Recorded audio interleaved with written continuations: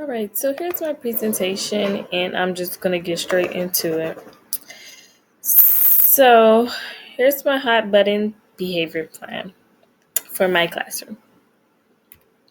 So, here are the code of ethics and rights that will be implemented inside my classroom. So, code of ethics, maintaining a safe, nurturing environment for each child, creating an environment that is developmentally appropriate, never harming a child, protect and support families to the best of our ability, continue to learn and provide children the tools and resources to grow, base our work and knowledge on how children grow and develop, use respectful words when communicating with children and families, support student needs, remain professional at all times, no discrimination.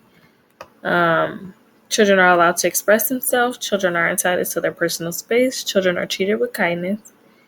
Children will have staff that will offer them the resources to excel. Build comfortable relationships.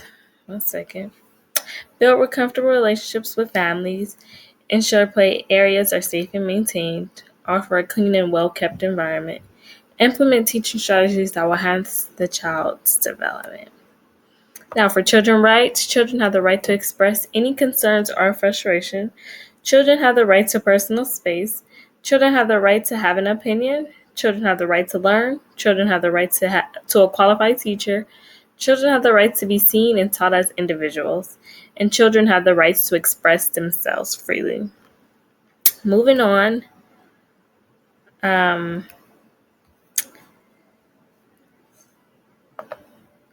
This is my hot button template. And these are the things that pushes my buttons. So as an educator, the three behaviors that pushes my buttons are aggressive behavior, being ignored, and a child who says hurtful things. When these behaviors occur, it makes me feel frustrated, feels like I'm in control. I lack control of the classroom, the child, and the environment. And it is disappointing. So, first, I redirect the child and I also inform the child the correct way they are supposed to use their body.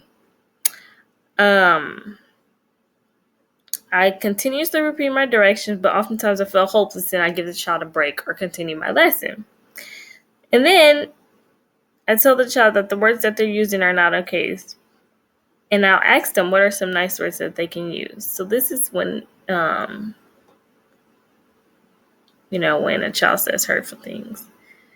How does the behavior and your response impact the relationship you have with a child? So the child is beginning to trust and understand that aggressive behavior is not okay. And then the child will use this behavior often because I find myself letting it go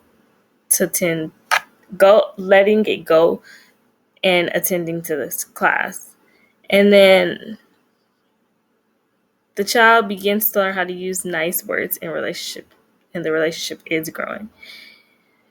And then how the child behavior and your response impacts the relationship you have with the family. So the family is aware of the behavior and is willing to work together. The child's family trusts me and continues to remind the child's ways on how to be respectful. And the family and I are working together by introducing new words that the child can use amongst others. So, how will I manage?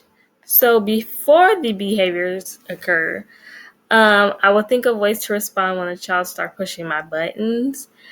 And I'll think about how I can take care of myself and still support the child. Also think of ways I can make changes to the environment to support the child and decrease the challenging behavior. And then when the behavior does occur, I have to be mindful of my reaction before the behavior occurs. I maintain rational detachment, use positive self-talk, take deep breaths, count to 10, step back, not away, and help the child use their preferred way to calm down.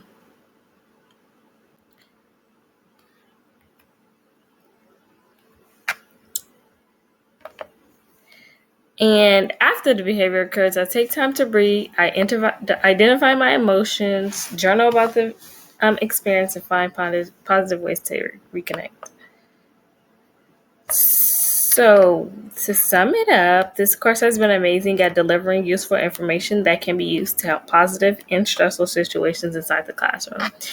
The tools and resources that were provided to me allows me to become an adequate educator. My outlook on behaviors have shifted, and I am now aware of strategies that can be implemented inside of the classroom that will allow me to handle behaviors that seem unattainable. My perspective as a caregiver and role and responsibility have changed in an optimistic way. The role as a caregiver is paramount, and the responsibilities of a caregiver is not plain sailing at all. This occupation does require tactics and vigilance, and I am so happy to experience this course and obtain new information how to handle certain situations. And that is all.